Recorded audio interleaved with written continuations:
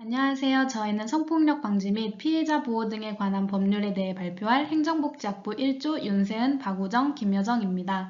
먼저 앞부분 발표를 맡은 윤세은입니다. 발표 시작하겠습니다. 목차는 팀 논의 과정, 주제 선정 이유, 필요성, 제정 개정 이유, 법률 내용, 소감 및 출처 순으로 발표하도록 하겠습니다. 저희는 먼저 성폭력 방지 및 피해자 보호 등에 관한 법률을 선정하고 이에 대한 세부 사항을 논의하였습니다. 각자 찾아온 자료를 바탕으로 의견을 나눈 뒤 법률을 세부적으로 파악하기 위해 조항을 나눠 정리한 후 서로에게 설명해 주어 법률에 대한 이해도를 높였습니다. 그 후 PPT를 제작하고 피드백해주는 과정을 거쳐 완성하였습니다. 다음은 저희가 이 법률을 선정한 이유인데요. 첫 번째로 오른쪽에 있는 기사를 보시면 최근 이슈가 되고 있는 사건입니다. 계부에게 성폭행을 당한 두 여학생이 자살을 한 경위를 살펴보니 두 여학생은 자살 이전에 경찰에서 성범죄와 아동학대 피해자로 조사를 받은 적이 있었으나 현행법상 학생과 성인 사이에 발생한 문제는 교육당국이 신고기관과 함께 피해를 파악하거나 학생보호 등의 후속 조치가 불가능하다는 이유로 영장이 기각되고 결국 두 여학생을 죽음으로 내몰았던 사건입니다. 왜 이 학생들에 대한 보호 조치가 제대로 이루어지지 않았는지 현재 법률에 규정된 내용이 궁금해 이 주제를 선정하게 되었습니다. 두 번째로 오른쪽에 있는 표를 보시면 20년 전체 성폭력 범죄 건수는 전년 대비 전체적으로 감소한 추세이지만 통신매체를 이용한 음란의 건수는 지속적으로 증가했다는 것을 볼 수 있습니다. 소라넷부터 N번방 사건 등의 심각한 사회 문제가 확산되면서 이에 대한 피해자 보호에 대한 법이 어떻게 규정되어 있는지에 대해 구체적으로 알아보고자 선정하게 되었습니다.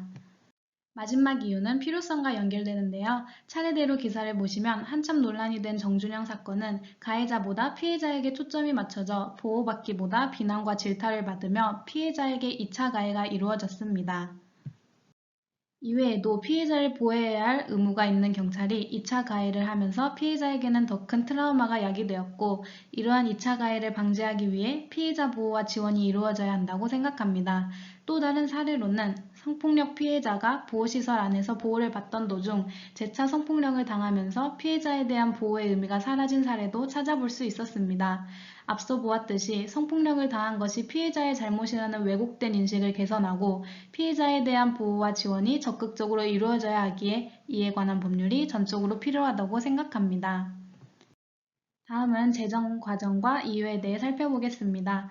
조두순 사건 등으로 인해 성폭력 특례법이 크게 개정되면서 기존에 있던 성폭력 범죄 처벌 및 피해자 보호 등에 관한 법률이 2010년에 성폭력 범죄의 처벌과 그 절차에 관한 특례를 규정한 특례법과 성폭력을 예방하고 성폭력 피해자를 보호 지원함을 목적으로 하는 성폭력 방지 및 피해자 보호 등에 관한 법률로 각각 제정되었습니다. 이 법률은 총 15번의 개정이 이루어졌는데요. 개정이 된 이유와 내용을 우리나라에서 일어난 사건 중심으로 몇 가지만 알아보도록 하겠습니다. 2010년 법률이 제정된 후 2011년 성폭력 피해자 등을 보다 두텁게 보호하기 위해 피해자뿐만 아니라 가족 구성원에 대해서도 상담소와 보호시설 이용이 가능하도록 법을 일부 개정하였습니다.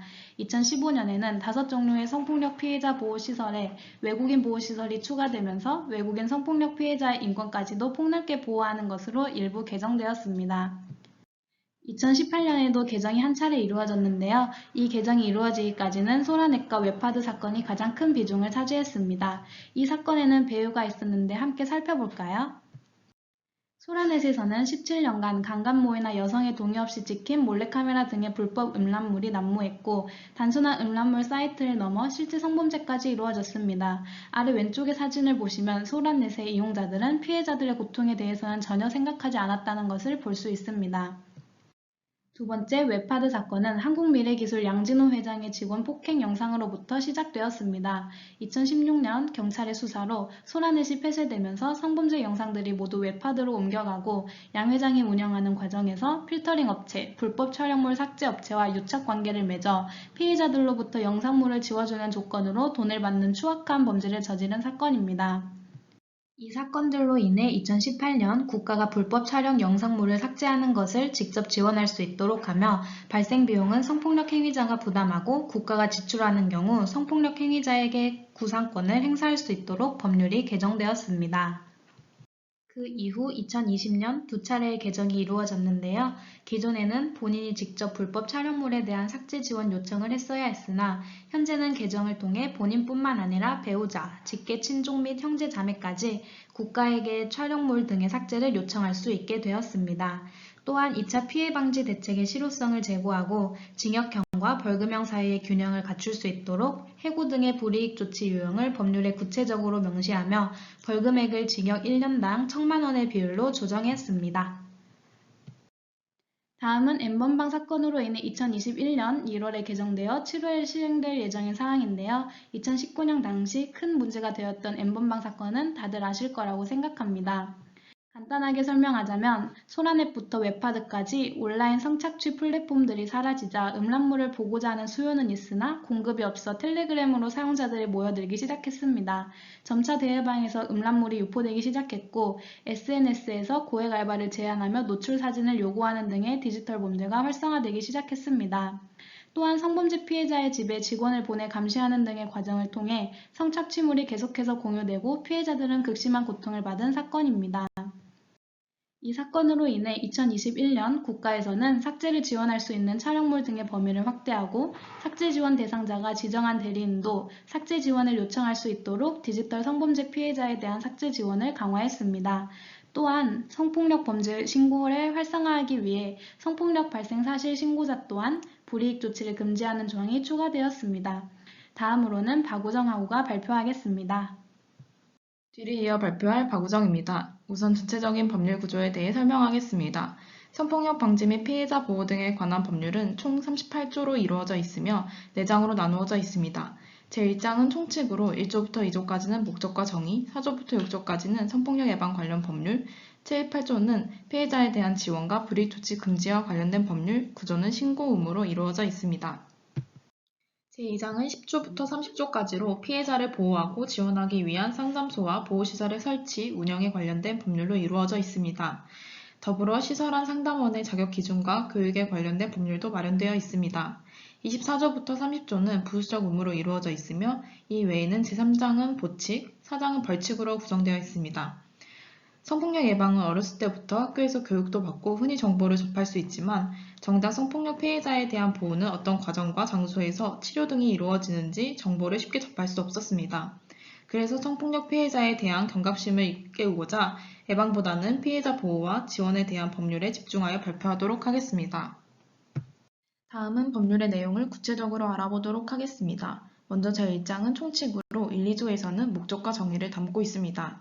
이 법은 성폭력을 예방하고 성폭력 피해자를 보호 지원함으로써 인권 증진에 이바지 하는 것을 목적으로 하고 있습니다. 2조는 성폭력과 성폭력 피해자, 성폭력 피해자의 정의를 나타내고 있으며 다들 아시는 내용이기에 부가 설명은 하지 않고 넘어가도록 하겠습니다. 조항들을 본격적으로 소개하기에 앞서 파란색 글씨는 7월에 시행 예정인 법률임을 뜻합니다. 제4조부터 6조까지는 성폭력 예방과 관련된 법률입니다. 이 중 제5조의 4는 신설 예정 조항인데요. 국가기관 등의 장은 해당 기관에서 성폭력 사건이 발생한 사실을 알게 된 경우 피해자의 명시적 반대 의견이 없으면 지체 없이 그 사실을 여성가족부 장관에게 보고하고 해당 사실을 안 날부터 3개월 이내에 재발 방지 대책을 여성가족부 장관에게 제출하여야 합니다. 이때 여성가족부 장관은 통보받은 사건이 중대하다고 판단되거나 재발 방지 대책의 점검 등을 위해 필요한 경우 해당 기관에 대한 현장 점검을 실시할 수 있으며 점검 결과 사정이나 보완이 필요하다고 인정한 경우에는 국가기관 등의 장에게 사정이나 보완을 요구할 수 있습니다.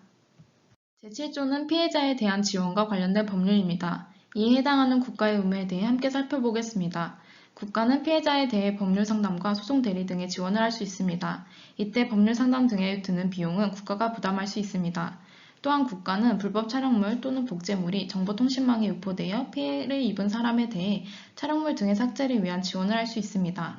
앞서 말한 소라넷, N번방 등 다양한 사건들로 인해 국가의 촬영물 등의 삭제를 위한 지원을 요청할 수 있는 대상자가 지원 대상자가 지정하는 대리인까지 확대된 것을 볼 수 있습니다. 촬영물 등의 삭제 지원에 소요되는 비용은 개정 이유에서 언급했으므로 넘어가도록 하겠습니다. 다음으로는 불이익 조치와 신고 의무에 대한 법률입니다. 누구든지 피해자 또는 성폭력 발생 사실을 신고한 자를 고용하고 있는 자는 성폭력과 관련해 이들에게 불이익 조치를 해서는 안 된다고 규정하고 있습니다. 불이익 조치의 종류에는 파면, 그 밖의 신분상실과 부당한 인사조치 등이 있습니다. 또한 근무 조건 등에 부정적 영향을 미치는 차별과 집단 따돌림 등의 정신적, 신체적 손상을 가져오는 행위, 본인의 의사에 반하는 부당한 조치도 불이익 조치에 해당합니다. 뒷부분의 벌칙 부분에서 자세히 다루고 있지만 제8조를 위반하여 불이익 조치를 하였을 경우 3년 이하의 징역 또는 3천만 원 이하의 벌금형에 처합니다. 제9조는 신고 의무를 다루고 있습니다. 19세 미만의 미성년자를 보호하거나 교육 또는 치료하는 시설의 장 및 관련 종사자는 자기의 보호 지원을 받는 자가 피해자인 사실을 알게 된 경우 즉시 수사기관에 신고해야 합니다. 또한 국가기관 또는 해당 기관 내 피해자 보호 관련 업무 종사자는 기관 내에서 성폭력 사건이 발생한 사실을 직무상 알게 된 경우 피해자의 명시적인 반대 의견이 없으면 즉시 수사기관에 신고해야 합니다. 이처럼 신설 예정인 조항을 보시면 신고를 활성화하기 위해 꾸준히 개정하고 있다는 것을 알 수 있습니다.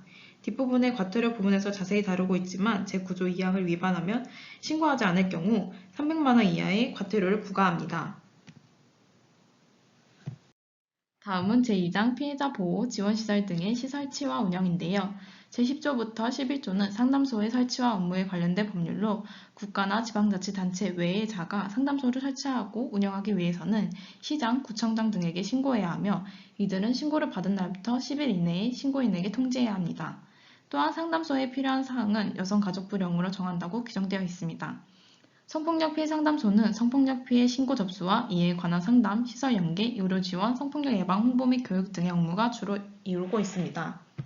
다음 12조에서 17조까지는 보호시설에 관련된 법률인데요. 국가나 지방자치단체는 성폭력 피해자 보호시설을 설치하고 운영이 가능하며 사회복지사업법에 따른 사회복지법인이나 그 밖의 비영리 법인은 시장, 군수 등의 인가 후 보호시설을 설치, 운영이 가능합니다.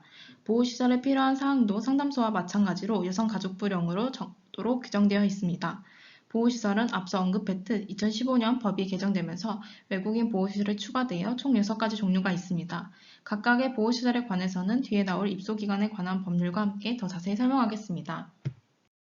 13조에서는 보호시설의 업무에 대해 언급하고 있으며 보호시설은 상담소에서 하는 일에 더불어 피해자의 보호와 숙식을 제공하고 자활교육을 실시한다는 점에서 차이가 있습니다. 14조에서는 보호시설에 대한 보호비용을 지원하는 내용을 담고 있는데요. 국가나 지방자치단체는 보호시설에 입소한 피해자 등의 보호를 위해 생계비, 아동교육지원비, 아동양육비 등의 보호비용을 보호시설의 장이나 피해자에게 지원 가능하지만 보호시설에 입소한 피해자 등이 국기초 등 다른 법령에 따라 보호받고 있는 경우에는 지원을 하지 않는다고 명시되어 있습니다. 다음은 보호시설의 입소와 퇴소에 관련된 법률을 설명하겠습니다. 피해자 본인이 입소를 희망하거나 동의하는 경우 미성년자 등 의사 능력이 불완전한 사람은 보호자가 입소에 동의하는 경우 시설에 입소가 가능합니다. 하지만 보호시설의 장이 입소가 필요하다고 판단한 경우에는 앞서 말한 것에도 불구하고 입소가 가능하며 이는 시장, 구청장 등의 승인을 받아야 합니다. 이 승인에 있어서 시장, 군수 등은 피해자의 권익 보호를 최우선적으로 고려해야 한다고 명시되어 있습니다. 16조에는 보호시설의 종류에 따라 입소기간의 내용을 담고 있는데요. 특별지원보호시설 외의 보호시설들은 모두 1, 2년 이내에 입소기간을 가지며 특별지원보호시설은 19세 미만의 성폭력 피해자에게 제공하는 시설이므로 19세가 될 때까지 입소기간을 가집니다. 이 시설 모두 피해자가 심리적 안정 또는 치료가 필요하다고 인정되는 경우 입소기간을 연장할 수 있는데요. 장애인 보호시설을 제외한 모든 보호시설은 1년 6개월 또는 2년까지 한 번만 기간을 연장할 수 있습니다. 장애인 보호시설은 예외로 피해자가 피해회복에 소요되는 기간까지 연장할 수 있으며 2회 이상 연장하는 경우에는 보호시설의 장이 피해자의 피해회복 정도를 증명할 수 있는 서류를 첨부해 시장, 군수 등에게 미리 승인을 받아야 합니다. 여기서 주의할 점은 외국인 보호시설에서는 한 차례 입소기간을 연장할 경우 시장, 군수 등에게 미리 승인을 받아야 한다는 점입니다. 또한 일반 보호시설에 입소한 피해자가 아래 3가지의 사유에 해당하는 경우에는 1년 6개월을 초과해 연장할 수 있다고 명시되어 있습니다.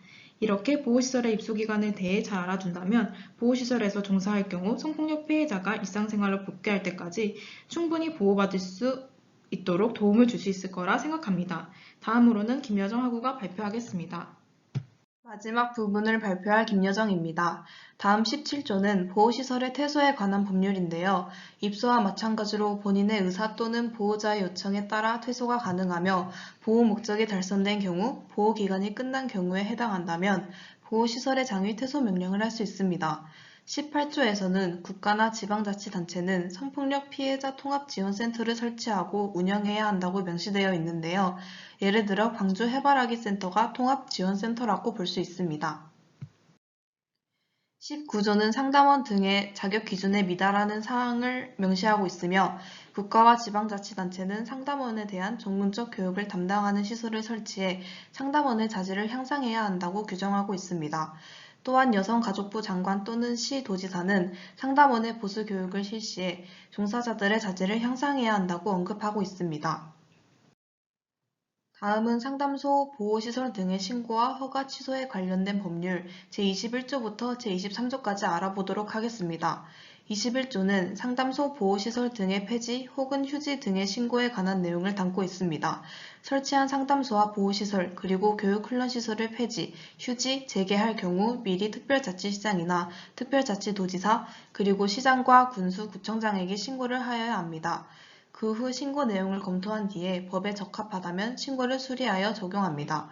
또한 상담소, 보호시설, 교육훈련시설의 장은 시설을 폐지, 휴지하는 경우 해당 시설을 이용하는 사람이 다른 시설로 옮길 수 있도록 하는 등의 시설 이용자의 권익 보호를 위한 조치를 실시해야 합니다.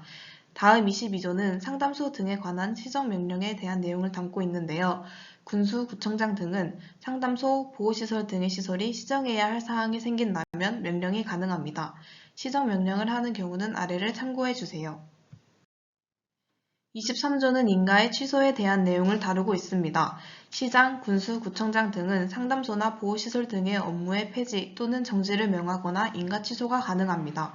이러한 명령을 내릴 때는 아래의 조건에 해당해야 하는데요. 정당하지 않은 목적으로 22조를 위반한 경우, 시설을 운영하는 등의 경우에는 인가 취소가 가능하고 시설 이용자 권익 보호 조치를 실시하여야 합니다. 다음 24조부터 30조까지는 상담소, 보호시설 등의 기관의 부수적 의무에 관한 내용입니다. 24조는 피해자 등의 의사를 존중하는 내용을 담고 있습니다. 24조와 관련하여 26조와 28조의 내용을 포함한 국가와 지방자치단체의 역할이 있는데요. 상담소, 보호시설 등의 기관을 설치 또는 운영할 때 드는 경비 보조가 가능하고 보조를 하는 경우에는 성폭력 실태 조사와 평가 및 보고 등의 결과를 고려해야 합니다. 또한 의료 지원 필요 경비의 전부 또는 일부 지원이 가능합니다. 다음 27조에서는 성폭력 전담 의료기관의 지정에 관한 내용을 담고 있습니다. 여성가족부 장관, 시장, 군수, 구청장 등은 국공립병원, 보건소, 민간의료시설을 피해자 등의 치료를 위한 전담 의료기관으로 지정이 가능합니다. 이렇게 지정된 전담 의료기관은 피해자 등이 요청 시 치료가 가능합니다. 하지만 지정한 의료기관이 거짓이나 그 밖의 부정한 방법으로 지정되거나 정당한 사유 없이 지원을 거부하거나 의료기관으로서 적합하지 않는다면 지정 취소가 가능합니다. 다음 29조에서는 영리 목적 운영을 금지하는 내용을 담고 있습니다. 누구든지 영리 목적으로 관련 기관을 설치 또는 운영할 수 없습니다. 하지만 예외로 교육훈련시설의 장은 상담원 교육훈련 과정을 수강하는 사람에게 여성가족부 장관이 정하는 바에 따라 수강료를 받을 수 있습니다. 다음 30조에서는 비밀 엄수의 의무 내용을 다루고 있습니다. 상담소, 보호시설 등의 기관의 장이나 종사자 또는 그 직종에 있었던 사람들은 모두 그 직무상 알게 된 비밀을 누설할 수 없습니다. 제3자 부칙에는 31조부터 35조까지로 사법경찰관리의 현장 출동, 청문, 여성가족부 장관의 권한 위임 가능 등의 내용으로 이루어져 있습니다. 다음 제4장은 벌칙에 관한 내용입니다. 사장은 36조부터 38조까지 이루어져 있습니다. 36조는 벌칙에 관한 내용입니다. 8조 설명에서 말했듯 불이익 조치를 한 자에게는 벌금이 부과되며 또한 적합한 운영이 이루어지지 않은 시설과 비밀 엄수 의무를 위반한 자는 2년 이하의 징역 또는 500만 원 이하의 벌금이 부과됩니다. 제38조는 과태료에 관한 내용입니다. 정당한 사유 없이 현장 조사를 거부하는 등 업무를 방해한 사람은 500만 원 이하의 과태료가 부과됩니다. 아래의 내용은 구조에서 언급하였으므로 넘어가도록 하겠습니다. 하지만 이러한 제4장 벌칙에 관한 내용 중에는 피해자가 꽃뱀이네, 저런 옷을 입으니까 성폭행 당하지 등과 같은 피해자의 행위에 대한 평가 등의 2차 피해를 가했을 때 처벌의 구체적인 조항이나 적용 조항이 없는 상태입니다. 처벌에 관련해서는 모욕죄 또는 정보통신망법, 성폭력처벌법 등 다른 법을 준용할 수밖에 없는 상황이기 때문에 이러한 부분은 개정이 필요할 것 같습니다.